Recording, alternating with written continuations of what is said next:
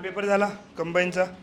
संयुक्त पूर्व जे आहे, या संयुक्त पूर्वला भूगोलचे किती प्रश्न असतात? 15 असतात. ठीक आहे ना. या 15 मध्ये कोण कोण असतं? भारत आणि महाराष्ट्र असतं. भारतावर सरासरी 5 ते 6 आणि याच्यावर 7 ते 8, एखादी इकडे तिकडे असू शकतं. आणि जे मुख्य असेल, मुख्य कंबाईनचे, त्याला फक्त कोण असतं? महाराष्ट्र असतं. आणि महाराष्ट्र किती? 10 क्वेश्चन असतात. ठीक आहे ना. तर काल पेपर झाला. आता तुमचं काही एवढं जास्त झालेलं नाही. महाराष्ट्र झाले का? नाही, थोडंसं झालंय. तरी बघा आपल्याला क्वेश्चन सुटतात का. हे एक खनिज संसाधनावर प्रश्न जर बघितला तर तुम्हाला कळतं प्रश्न कशा कशावर येतात. पहिला प्रश्न जो आहे 10 पैकी तो खनिज संसाधनावर आहे. कोणत्या कोणत्या खनिज विचारले इथं? चुनखडीच्या संदर्भात, क्रोमाइटच्या संदर्भात आणि दगडी कोळशाच्या संदर्भात. म्हणजे एकाच प्रश्नामध्ये तिन्ही विचारून टाकले. ठीक आहे. तर काय म्हणतं? तेलवासा ही महाराष्ट्रातील दगडी कोळशाची खाण नाही. तेलवासा चंद्रपूरमध्ये दगडी कोळशाची खाण, भद्रावतीमध्ये. मग बरोबर आहे का चुकलं ते? येते ना लक्षात? तर चूक झालं ते. चंद्रपूर चुनखडी सापडते का? सापडते. मग हे चूक आहे का? मग हे बरोबर आहे. तर बरोबर म्हणजे हे उत्तर येणार नाही. बी कॅन्सल. बी कुठं कुठं आहे? बी इथं कॅन्सल. क्रोमाइटचं उत्पादन सिंधुदुर्गात होतं, तर होतं म्हणजे सी पण येणार नाही. C cancel. C cancel. उत्तर काय आलं? हे. मी डायरेक्ट ए वर नाही गेलो. उत्तर सोडवताना आधी इलिमिनेशन मेथडने जायचं. परफेक्ट उत्तर येतं. ठीक आहे. मला माहित होतं. ठीक आहे, ते चूक आहे. मी नुसतं ए मारून मोकळा झालो असतो. पण 100% ते उत्तर बरोबर आहे का हे सुद्धा तपासून बघणं गरजेचं असतं. आलं का लक्षात? हे आपल्या सरळ सरळ नोट्समध्ये आहे. महाराष्ट्राच्या नोट्समध्ये खनिज संसाधन जर बघितले तर सगळं त्याच्यामध्ये आहे. नोट्सच्या बाहेर 10 पैकी एक सुद्धा प्रश्न नाही आहे. एक सुद्धा. आलं का लक्षात? दुसरा प्रश्न काय आहे बघा बरं. जनगणना हा प्रश्न कॅन्सल होण्याची शक्यता आहे. ठीक आहे. कारण इथं काय विचारलंय? जनगणना 2001 ते 2011च्या दरम्यान लोकसंख्येत झालेल्या बदल. आता बदल कसा? वाढलंय जास्त का कमी झाले? कसा बदल? ठीक आहे. उतरता क्रम कसा? म्हणजे वाढता का चढता? आता उतरता जरी विचारलं असेल तर कसा? कमी झाल्यानुसार का वाढल्यानुसार? तर प्रश्न कॅन्सल होण्याची शक्यता आहे. तरी सुद्धा याच्यामध्ये असं जर बघितलं तर सर्वात जास्त ठाण्याची जी आहे ती वाढलेली आहे. म्हणजे ए वाला कोण आहे? एकच आहे इथं. बाकी काही माहीत असण्याची सुद्धा गरज नाही. म्हणजे सर्वात जास्त लोकसंख्या वाढ जवळपास 31.something% त्याची वाढलेली आहे. म्हणजे तसं एकच उत्तर आहे. पण बघा इकडं कमीनुसार सुद्धा डी इथं उत्तर आहे. डी जे आहे ना याचं मायनसमध्ये आहे. लोकसंख्या वाढीचा दर कसा आहे? तर -1. तर कसं पाहिजे होतं? डी बी ई सी ए असं एक ऑप्शन पाहिजे होतं. पण तसं आहे का? नाही. पण मुलं याच्यावर काय करतील? आक्षेप घेतील आणि होऊ शकतं हा प्रश्न काय होईल? कॅन्सल होऊ शकतो. कारण ते होण्यासारखंच आहे. ठीक आहे. पण सध्या याचं उत्तर काय आहे? 2 आहे. का बरं? तर जसं ए नंतर कोण आहे? सी. सी जी आहे सीची जालना जवळपास किती आहे? 20 का 21% काहीतरी वाढलेली याची. आणि सर्वात कमी कोण आहे? सिंधुदुर्ग मायनसमध्ये आहे. तर तसा ऑप्शन एकच आहे. तर त्याचं उत्तर ते असेल. ठीक आहे. त्यानंतर पुन्हा खनिज संसाधनावर आहे. डोलोमाइट कुठं आढळतात? नोट्समध्ये सरळ लिहिलंय डोलोमाइट कुठं कुठं आढळतं. तर डोलोमाइट कुठं कुठं आढळतं? यवतमाळ, रत्नागिरी, गडचिरोली आणि नागपूर. चंद्रपूरमध्ये आढळतं. पण बघा अमरावती इथून कॅन्सल होतो. काही घेण देण नाही. याला कट करायचं. खनिज संसाधन एकापेक्षा जास्त जिल्ह्यात आढळतात. पण 4 ऑप्शनपैकी असा एक ऑप्शन तुम्हाला शोधायचा असतो जे परफेक्ट आहे. मग याच्यामध्ये आपण 4मध्ये डोलोमाइट कुठं आढळतं? चंद्रपूरमध्ये आढळतं, नागपूरमध्ये आढळतं. पण कुठं आढळत नाही? अमरावती. म्हणून ते कॅन्सल. इथं जर बघितलं तर कोल्हापूर आला, काही घेणं देणं आहे का? आणि ठाणे पण आला म्हणून हा कॅन्सल. नागपूर आढळतं, चंद्रपूर आढळतं, पण सातारा सांगलीचा काही संबंध नाही. म्हणून बेस्ट ऑप्शन हा आहे. आलं लक्षात कसं काढलं उत्तर? म्हणून त्याचं उत्तर काय येईल? 4. महाराष्ट्रात रिकामी जागा खडक पूर्व विदर्भ व कोकण खेरीज सर्वत्र आढळतो. याचं उत्तर तुम्हाला आलं पाहिजे. मी काय म्हटलं? जिथं जिथं बेसाल्ट आढळतो तिथं खनिज संसाधन आढळत नाही. आणि कुठं कुठं बेसाल्ट आढळत नाही? तर पूर्व विदर्भ आणि कोकणाचा काही थोडाफार भाग. तर तो सोडता बाकी सगळा कोणता खडक आहे? बेसाल्ट खडक आहे. मग बेसाल्ट खडक उत्तर आहे. तुम्हाला येतंय उत्तर द्यायचं. पुढचं कोण आहे? बीड जिल्हा महाराष्ट्रातील कोणत्या प्रशासकीय विभागात येतं? कुठे येतं? चला 10 पैकी 2 तर आले. सोपं आहे एकदम. रिकामी जागा ही ऊर्जा प्रदूषण विरहित आहे. कोळसा आहे का? नाही, कोळसा अजिबात नाही. मग हे कुठं कुठं आहे ते कॅन्सल करा पहिलं. 2 तर झाले कॅन्सल. एवढं तर कळालं म्हणजे उत्तर निश्चितपणे 3 आणि 4 म्हणजे डी आणि सी मध्ये आहे. आलं लक्षात? मग डी आणि सी कोण आहे? जलविद्युत आणि अणुविद्युत. अणुविद्युत जरी असेल तर अणुविद्युत केंद्र असतात, त्याच्या माध्यमातून युरेनियम हे ते सगळं राग बाहेर पडतं शेवटी. मग याला काय केलं? कॅन्सल. काय आलं? हे झालं कॅन्सल. कोण आलं उत्तर? सी, जलविद्युत सगळ्यात बेस्ट आहे. कळालं का? पुढं अस्तंबा शिखर असा हा सावकाश सप्तशृंगीला की तोल जाईल सिंगी कळसुबाईचा. अस्तंबा डोंगर कुठे आहे? तोरणमाळ. बघा आपण काय म्हटलं, अस्तंबा डोंगर कुठे आहे? तर सगळ्यांना माहिती आहे अस्तंबा डोंगर कुठे आहे रे? नंदुरबार मध्ये आहे. नंदुरबार. मग कोणतं डोंगर आहे ते? तोरणमाळ. मी म्हटलं ना सातपुडा पर्वताचा काही भाग नंदुरबार मध्ये येतो, तो कोणत्या नावाने ओळखला जातो? तोरणमाळ. सगळं महाराष्ट्र आणखी झालेलं नाही तुमचं. ठीक आहे. बरं, अस्तंबाचा अमरावतीचा काय संबंध? नाही. अस्तंबा नाशिकही संबंध नाही. धुळे ठीक आहे. इथं कन्फ्यूज झाले तरी याच्यावर कोण आहे? तोरणमाळ आहे. ठीक आहे. महाराष्ट्रात माडाची सुरुवात कधीची आहे? 1977ची आहे. ही फॅक्च्युअल आहे, सरळ सरळ. ठीक आहे. त्यानंतर कोण आहे? महाराष्ट्रातील घाटांच्या संदर्भात घाटावर प्रश्न विचारला. कोणते कोणते घाट आहे? घाटासाठी तर आपण सरळ पाठ करून टाकतो. आंबोलीचा फोडून आंबा, कुंभारली घाटात खंब्याच्या वर दिवा लावून थांबणी, बोराच्या मळ्यात चंदनकडे बघत थांबली. झाले सगळे घाट आले तुमचे. येत आहे लक्षात? मग याच्यामध्ये जर बघितलं पुणे बारामती, पुणे आणि बारामती तर दिवे घाट बरोबर आहे. म्हणजे हे तर बरोबर आहे. काय विचारलंय? संदर्भ खाली जरा विचार करा. पर्यायी उत्तर आहे. हे तर बरोबर आहे. कोल्हापूर आणि रत्नागिरी आंबा घाट कुठे आहे? बा आंबोलीचा फोडून आंबा म्हटलं होतं. तर सगळ्यात दक्षिणेला कोण आहे? आंबोली. तर आंबोली इकडे कुठं जातं माहिती आहे का? हा, एक तर गोवा आणि इकडे सावंतवाडी. मग हे चुकलं. मग चुकलं तर बी चुकलं. म्हणजे ए बरोबर बी चूक, ए बरोबर बी चूक. कळालं? त्यानंतर काय आहे? कोकणातील नद्या अतिवेगाने वाहतात, त्याची कारणे. हे तर जनरल क्वेश्चन आहे. कोकणातील नद्या आहेत, त्याच्याबद्दल अतिवेगाने का वाहतात म्हणताय? तर त्याच्या पूर्वेला कोण आहे? पश्चिम घाट, सह्याद्री आहे. त्याच्यातलं अंतर कमी आहे. बरोबर आहे. मग काय? पूर्वेस सह्याद्री पर्वत आहे. हो आहे, माहिती आहे. किनारपट्टीची रुंदी फक्त किती आहे? 30 ते 60. हो आहे, बघितलं आम्ही. नद्या लांबीने जास्त आहे का आखूड आहे? आहे, माहिती आहे. नद्यांचे पात्र रुंद किंवा विस्तीर्ण आहे का? वेगाने वाहत असेल तर रुंद नसतात, कमी असतात आणि खोल असतात. मग हे कॅन्सल झालं. मग काय उत्तर आलं रे? कुठं आहे? ABC. हे इकडे 4. कळालं? मग काय अवघड आहे का याच्यात? काही नाही. आता हे हिस्ट्रीचे लागले. हिस्ट्रीमध्ये आयटक, लाला लजपत राय. त्यानंतर 1920 कोण आहे? आयटक वगैरे. आयटक वगैरे 2 आहे. 2 प्रश्न एकाखाली एक. त्यानंतर बनसोड मी चोखामेळ्यावरून उत्तर काढून टाकलं. हे याचे सी कुठे आहे? फक्त इथं आहे. आणि हेच उत्तर येतं त्याचं. समाज सुधारकामध्ये आहे ना, चंद्रपूरमध्ये आमच्याकडे चोखामेळा संस्था असतात. कुठलं नॉलेज कुठं का मिळेल काही सांगता येत नाही. मी 11वीला जेव्हा शिकायला गेलो चंद्रपूरला, तेव्हा मी पहिले 2 दिवस चोखामेळ्यामध्ये होतो. मग ते माझ्या डोक्यात चोखामेळा. आणि राज्यसेवा मेन्सला जेव्हा मी समाज सुधारक वाचत होतो, तेव्हा मला बंदसोड वाचायचं होतं. मी वाचत होतो. एवढं मला महत्त्वाचं वाटलंही नाही. पण वाचता वाचता तिथं चोखामेळा शब्द आला. अरे म्हटलं इथं तर राहिलोय आपण. ते डोक्यात राहून गेलं. बाकी माहीत नव्हतं. मारला, बरोबर उत्तर आलं. कुठलं उत्तर कधी तुम्हाला कामी येईल काही सांगता येत नाही. कळतंय का? त्यानंतर रिकामध्ये आपल्या कर्मचाऱ्यांसाठी बोनस आणि निर्वाह भत्ता. मला नव्हतं माहीत. मारून दिले 4 उत्तर बरोबर आले. आलं का लक्षात? आपण अभ्यास केलेला असतं रे. असं नाही काहीच अभ्यास केले नाही तर, पण रिव्हिजन नसल्यामुळे आपण काय करतो? विसरून जातो कधी कधी. तर मी विचार केला, असलं काही विचारत नाही. सध्या टाटा चालू आहे जवळपास. ठीक आहे. तर दिला टाटा मारून. आला बरोबर.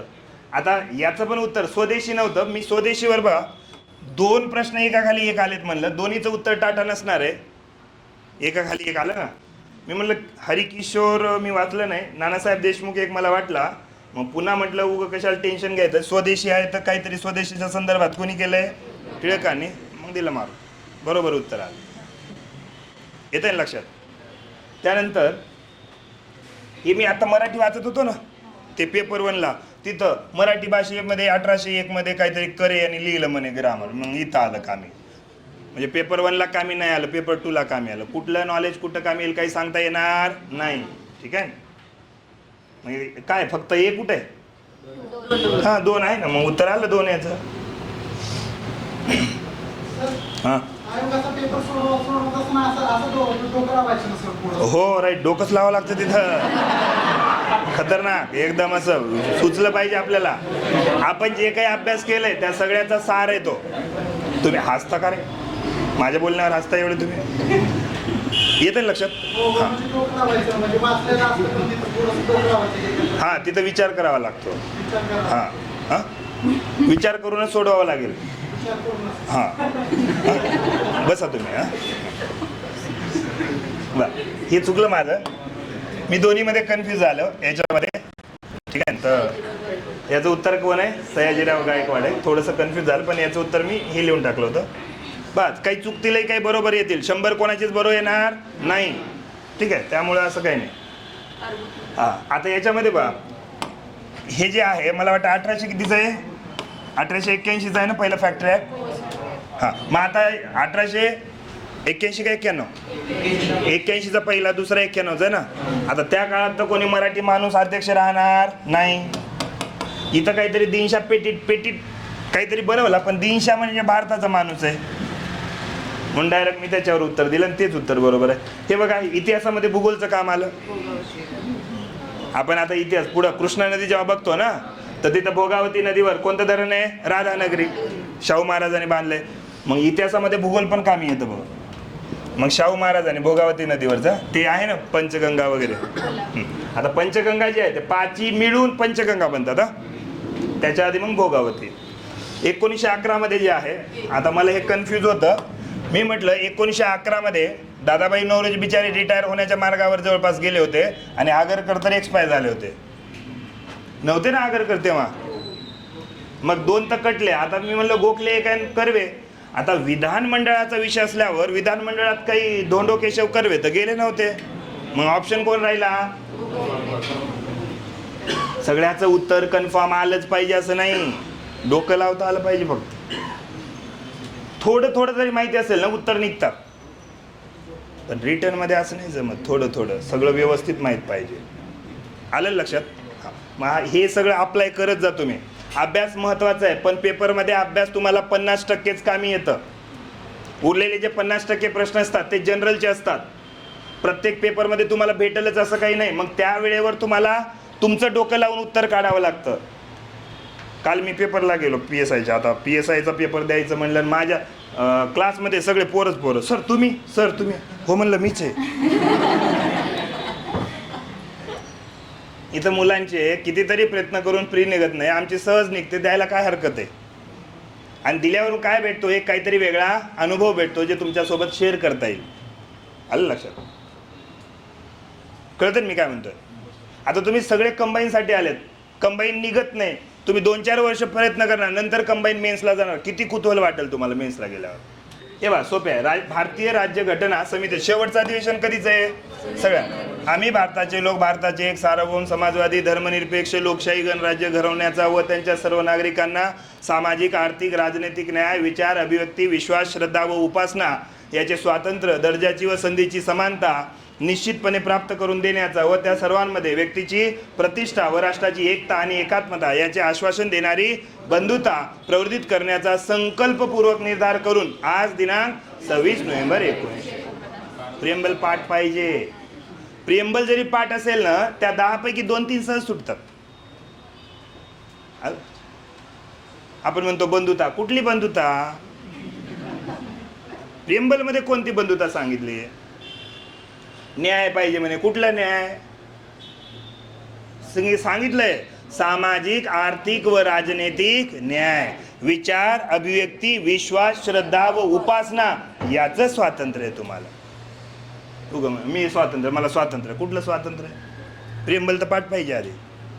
म्हणून लक्षात ठेवा, ज्या गोष्टी मेनली आहेत त्या पाठच करून ठेवा. आर्टिकल 1 पासून आर्टिकल 51-52 पाठच पाहिजे. 4-5 प्रश्न सहज बरोबर येतात आणि प्रियंबल पाठ पाहिजे. 15 पैकी 5 इथं आल्यावर काय विषय, टेन्शन नाही उगाच.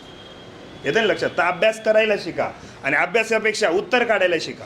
काय विचारलं इथं? राज्याच्या विधानमंडळाबाबत. हे विधानमंडळ, कारण सगळं आता गदारोळ वगैरे चालू आहे ना, तर त्याच्या संदर्भात किंवा याच्या संदर्भातही विचारलंय. कोणतेही विधेयक विधिमंडळाच्या कोणत्याही सभागृहात प्रथम मांडता येतं का? एक तर कॅन्सल झाला पहिला, एक कॅन्सल करून बरोबर विचारलंय ना, एक कॅन्सल. कळालं का? म्हणजे निश्चितपणे एक तर बी बरोबर असेल, नाही तर मग काय असेल उत्तर? 4. बी वाचून घ्या. मग सामान्य विधेयकाबाबत दोन्ही सभागृहामध्ये असहमती झाल्यास दोन्ही सभा, कुठली संयुक्त बैठक? संसदेमध्ये संयुक्त बैठकीचं प्रावधान आहे, विधिमंडळामध्ये नाही. मग बी कॅन्सल झालं, उत्तर 4 आलं. वाचायची काही गरज नाही. 3. वेळ वाचतो. हा, येतं लक्षात. पुढं कोण आहे? हा, हे कायदे विचारले. आता 1857चा कायदा होता का? नाही, तो 58ला आलता. बघा ना प्रश्न कसा आहे बघा. इथं माहितीची गरज नाही. गव्हर्नमेंट ऍक्ट 1999चा भारतीय राज्यघटनेचा काय संबंध? दोन्ही कटले. 1936ला कायदा झालता का? कधीचा होता? ही अभ्यासासाठी नव्हता प्रश्न, तुम्ही बरोबर बघता का नाही त्याच्यासाठी होता. कळतंय का मी काय म्हणतो? बरोबर बघता की नाही डोळ्यानं. आपण काय म्हणतो? Government act of India act 1935 assume करून घेतो ना आपण. फक्त ऍक्ट कोणता आहे? 1861. बस. हे काही अभ्यासाचा नव्हता. तुम्ही डोळ्याने अभ्यास करता का नाही? काल का परवा म्हणलं ना मी, हां, त्याच्यासाठी होता. कुठं काय काम येईल काही सांगता येत नाही. हां, काय म्हणताय? सर्व सार्वजनिक ठिकाणे नागरिकांसाठी खुली आहेत. आता बा, कलम 18 कॅन्सल आणि 17 कॅन्सल. काय ते पदवी हे वगैरे ना, अस्पृश्यता निवारण केलं. 16(2) आणि 15(2) राहिलं. 16(2) जे आहे विशेषतः आरक्षणाच्या संदर्भात आहे. मग राहिला कोण? 15(2). येतं ना लक्षात. मी पहिलंच सांगा, मेन्स देण्याचा अनुभव किंवा फायदा हाच होतो. उत्तर कसं काढायचं लग माणूस समजतं. उत्तर नाही आलं तरी चालतं. आधुनिक महाराष्ट्राचा इतिहास वाचून मला वाटतं किती वर्ष झाले मलाच आठवत नाही. आलं लक्षात. तरी 10 पैकी 8 बरोबर आले. किती अभ्यास केल्यावर मुलांचे येत नाही रे 8 बरोबर. कळतंय का? उत्तर काढायला शिका. अभ्यास तर सगळेच करतात, अभ्यासाचा काही इश्यू नाही, पण त्या अभ्यासाला आपल्या याच्यामध्ये कसं आणायचं हे सर्वात महत्त्वाची गोष्ट आहे. आणि मग मेन्स देण्याचा फायदाच तो होतो. आता इथं काय म्हटलंय?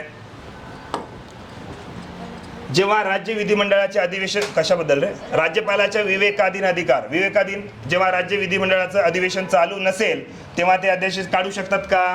काढू शकतात. न काढायला काय झालंय? काढू शकतात ना. अध्यादेश काढणं विवेकाधीनच आहे त्यांच्या. त्यानंतर जेव्हा बहुमत प्राप्त पक्षाच्या नेत्याबाबत एकमत नसेल तेव्हा ते एखाद्या व्यक्तीला काय करू शकतात? हां, नेमू शकतात. राज्य विधिमंडळाने मंजूर केलेले विधेयक ते राष्ट्रपतीच्या संमतीसाठी राखून ठेवू शकतात. ABC चला आहे. मंत्रिमंडळाने जर बहुमताचा पाठिंबा गमावल्याची त्याची खात्री झाली तर ते मंत्रिमंडळ काय करू शकतात? जाऊ द्या, सगळंच बरोबर. खाली कोण आहे? आता इथं ना हे थोडंसं कॅन्सल पण होऊ शकतं. नाही, हे नाही, पुढचं आहे वाटतं. काय? खालीलपैकी चुकीचं विधान ओळखायचं आहे. राष्ट्रपती इच्छा असेपर्यंत राज्यपाल आपल्या पदावर राहतात का? हो. राष्ट्रपतीला वाटेल तेव्हा इकडं तिकडं कुठेही फिरू शकतात.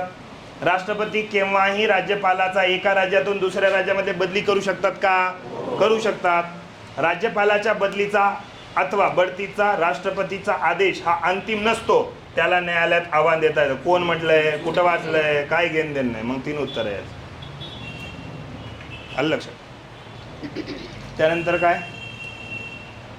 356. याच्यामध्ये थोडासा डाऊट आहे, बघू. इथं शब्द काय वापरला माहिती आहे का? केवळ राष्ट्रीय आणीबाणी चालू असेल तर. आता 356च्या संदर्भात जर तो म्हटला असेल ना तर डी बरोबर येतं. आलं का लक्षात? आणि नाही कळालं का? म्हणजे याच्यामध्ये थोडा डाऊट आहे.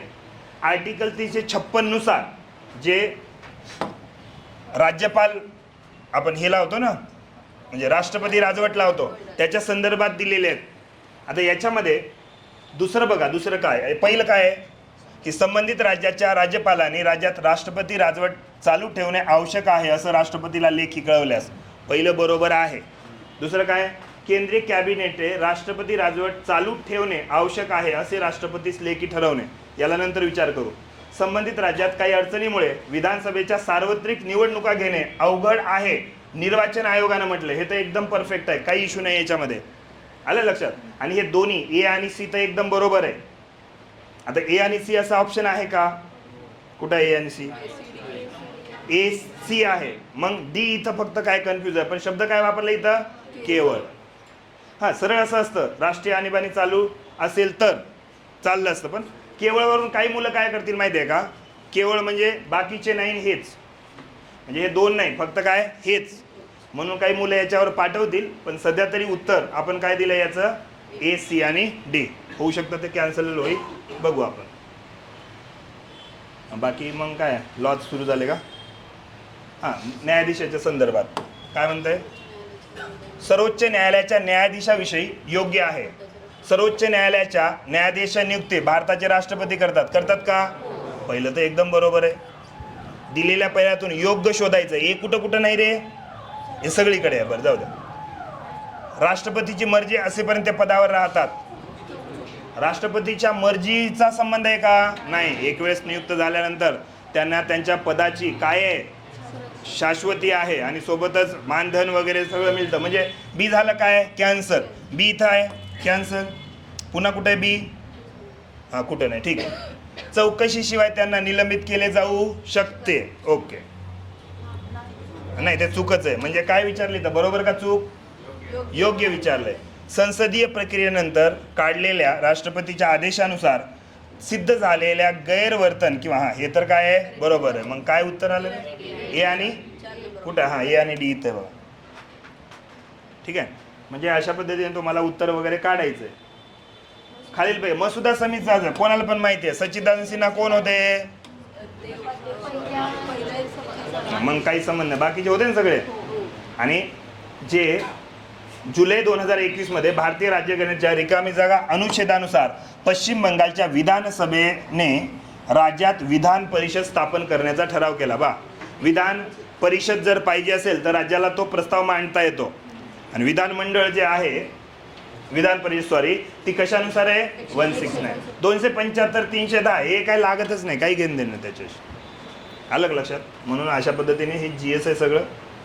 झाले का? हे ठीक आहे. गुलामगिरी हे आर्टिकल 23 आणि 24 आहे. कायदा वगैरे ते मेन्स दिली राज्यसेवेची, तेव्हा मी काय वाचलं होतं? मानवाधिकार, माहितीचा अधिकार, हुंडा प्रतिबंधक कायदा, SC ST ॲक्ट, हे मेन्सला आहे ना राज्यसेवेच्या. तर त्याच्यापैकी काही सोडवलेत मी. आता काही जनरल कॉमन सेन्सचे पण असतात रे. हे असं आलं की वरील सर्व कोण वाचणार आहे? वरील, आणि ते वरील सर्वच उत्तर येईल मला असं वाटतं, माहीत नाही आपल्याला, ठीक आहे. आता बघा, अत्याचार झालेल्या व्यक्तींना रिकामी जागासह न्याय मिळवून देण्यासाठी न्याय, मग ते कायदेशीर मदत द्यावी लागेल. कारण कोणाचा संबंध आहे? अनुसूचित जाती आणि साक्षीदाराचा प्रवास व देखभाल खर्च स्वतःला परवडेल का त्यांना? नाही. मी लॉजिक लावला रे तसा.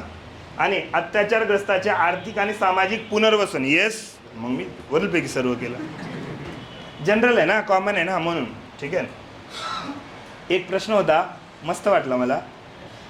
महाराष्ट्र पोलीस बॉम्बे पोलीस अधिनियमानुसार पोलीस हा, आपल्याला माहिती आहे पोलीस 24 तास ड्युटीवर असतं. तसा एक प्रश्न होता. महाराष्ट्र पोलीस अधिनियम 1951च्या अंतर्गत ज्याचे निलंबन झालेले नाही अथवा जो रजेवर नाही असा प्रत्येक पोलीस अधिकारी किती काळापर्यंत कामावर आहे असं गृहीत धरलं जातं नेहमी. म्हणूनच तर तुम्हाला दाखवला, ठीक आहे. चला, असे काही होते. आणि मी GSच सोडवला मॅथ जास्तीत जास्त, आणि याचे पण सोडवले रिझनिंगचे. CSAT नाही, ते रिझनिंग आहे. रिझनिंगचे 15 येतात तुम्हाला मेन्सला, तर 15पैकी मी 14 सोडवले होते, एक चुकला, 13 बरोबर आले, ठीक आहे. न याला काय सोपे होते एकदम, आणि त्याच्यात काय सोपे काय. आता याचे दोन उत्तर सांगतात का बा? काय म्हणतात, बराच महाग असला तरी मोबाईल ही चैनीची वस्तू नाही. म्हणजे मोबाईल ही चैनीची वस्तू नाही, चैनीची नाही म्हणजे अत्यावश्यक वस्तू आहे. कळालं का एवढं? पुढं, कारण एखादी व्यक्ती मोबाईलच्या माध्यमातून खूप काही शिकू शकतो. म्हणजे शिकण्यासाठी ती काय आहे, आवश्यक वस्तू आहे. म्हणून मी काय, शिकण्यासाठी मोबाईल काय आहे, आवश्यक आहे. काही उत्तर त्याचं 2 पण देतात. आयोग काय डोकं लावतं बघू आपण. ठीक आहे, 2 काय, शिकण्यासाठी आवश्यक असणाऱ्या सर्व वस्तू चैनीच्या नसतात. असं काही निघत नाही त्याच्यातून, पण बघू तरी आयोग दोन्हीपैकी एक देईल काहीतरी. तर मेन्सचा आता एक विशेष दुसरं, जेव्हा आपण हॉलमध्ये जाऊन मेन्सला बसतो ना 10:30च्या आसपास, सगळे एकदम सामसूम असतात. कोणी कोणाकडे बघत नाही, कोणी असं डोकं ठेवून त्याचं बडबड करतं. पुढं एक शिक्षक असतं. ते अर्ध्या तासाचं एकदम सायलेंट वातावरण असतं ना, ते फक्त अनुभवा. प्रीला तर प्री दिली ना तुम्ही, प्रींच्या वेळेस कसं वाटतं? रोल नंबर लिहिताना हात असं थरथर थरथर थरथर नाही करत? कोण आहे? कितीही मेन्स द्या, तुम्हाला खूप विचारपूर्वक तुमचं हे भरावं लागतं. काय? रोल नंबर चुकला म्हणजे काही दुसरी आन्सर शीट भेटत नाही. गेला 1 वर्ष. लॉचे मी किती सोडवलेत माहिती आहे का? 50. वाचला नाही तरी किती सोडवले? 50. वाचून 27 सोडवले आणि टोले मारले 23. आता टोले म्हणजे त्याच्यामध्ये काय असतं माहिती आहे का? इलिमिनेशन मेथड असतं. काहीतरी आपलं लॉजिक लागतो ना. एक वाक्य होतं, आता मी काही एव्हिडन्स ॲक्ट वाचला नव्हता, पण तिथं होतं, ए या व्यक्तीने बी या व्यक्तीला धमकी देऊन सी या व्यक्तीला विशिष्ट अमाऊंट देण्यासाठी धमकी काहीतरी दिली. खालीलपैकी काय आहे? तर काय, खंडणीसाठी आहे. होता खंडणी, लिहून टाकला. आर्टिकल नव्हता माहीत, पण खंडणी पुढं आर्टिकल होतं, मारलं. तर अनुभव कधीही बेस्ट असतो. हा, तुम्ही पण घ्या. हे वाचले का? काही पेन्सिल आणि काही हे हां माहिती आहे ते सगळं. काय सोपं आहे ते. तर तुम्हाला प्रीला सुद्धा हे किती मार्काला आहे रे? 10 का 15? 15चं वाटते. 15चं आहे. हां, तर अशा प्रकारे कालचा पेपर होता. काही सांगितलं. आता 45 GS पैकी बरे येत आहेत आपले, काही विषय नाही तसा, पण काय त्याचा फायदा पण नाही. 45 GS होते ना सगळे. 45मध्ये काय काय होतं? 10 मार्क भूगोल, 10 इतिहास आणि 10 कोण होतं? राज्यव्यवस्था. टोटल किती झाले? 30. आणि 15 मार्क जे होते, 15 कोण आहे? रिझनिंग. ठीक आहे ना. तर यापैकी किती बरोबर येतात? माझे 38 येतात वाटते. भरपूर झाले. 45 पैकी 38 म्हटलं तर. पुढचा पेपर माझाच आहे. पुढचा इकोचा पेपर आहे रे. म्हणजे हे 45 राहणार कंपल्सरी. आणि मग जे 55 लॉचे होते ना, ते कशाचे असतात? अर्थव्यवस्थेचे. आलं लक्षात? तर मग आता पुढचा पेपर काय नाही. इको माझं चांगलं आहे एकदम. हां, तुमचा आहे का असा कोणता विषय ज्याच्यावर तुम्ही असं सांगू शकता, यस नाही वाचलं तरी याचे सोडू शकतो? कोण आहे असं? मी त्या दिवशी सांगितलं, प्री पास करायची असेल तर किमान किती विषय? 2 थोडे कमी होतात, किमान 3 तरी. हां, आता मी जसं तुम्हाला सांगितलं, मी जर 15 मला भूगोलचे आले तर किमान एखादी इकडं तिकडं होईल. किती येतात माझे? 14. 15च्या 15 येतात, पण एखादी इकडं तिकडं होईल. आणि इको माझं एवढं चांगलं आहे की काही जरी केला, कसलाही पेपर आला तर 12 आणतो मी. किती झाले रे 30 पैकी? सांगा बरं. मग जर 30 पैकी 26 येणार असेल तर 50ला राहिलेच किती? 15 पैकी टोले मारून 5-5 येऊन जातात बरोबर. म्हणून किमान 3 तरी विषय असे करा परफेक्ट. याच्यामध्ये तुम्ही राज्यव्यवस्था 10 मार्क आहे ना, आणू शकता ना. 10 पैकी 7 ते 8 कुठंच जात नाही तुमचे. म्हणून बघा, इथून पुढं तुम्ही 3 विषय निवडा जे परफेक्टच असतील. त्याच्यात सायन्स निवडला तर एकदम बेस्टच.